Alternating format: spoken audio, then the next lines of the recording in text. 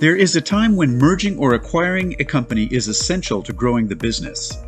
M&A comes with a lot of risk. Very few people can be involved in the process. A decision needs to be made quickly, and more often than not, assessing the cyber risk happens post-acquisition. SafeBreach enables M&A teams to gain visibility into the potential cyber risk before the deal is done. SafeBreach has the largest hacker's playbook of attacks in the industry to quickly and effectively test companies' security defenses. SafeBreach has a dedicated research team that continuously monitors the threat landscape, adds new attacks, and updates existing attacks to ensure the latest methods are tested across both organizations. M&A teams can define a baseline set of tests that they want to ensure both organizations are able to defend against.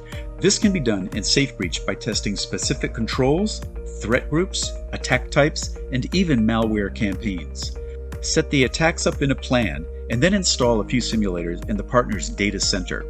The attacks are executed safely in the environment, and SafeBreach will report the findings of which controls prevented or detected the attacks and which attacks sailed past the defenses.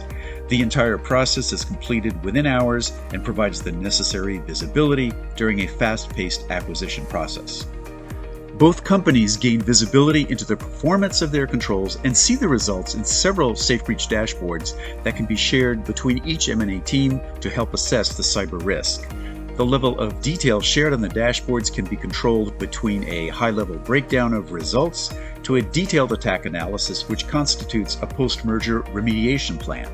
For example, the security test analysis supplies a breakdown of the performance of each security control category derived from the baseline attack results, the top targets or security zones that are at risk versus those which are most protected, the top attack types that were not blocked versus those which were.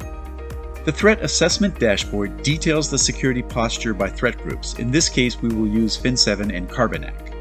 Users get an overall breakdown by attack phase and a view over time of what attacks were missed.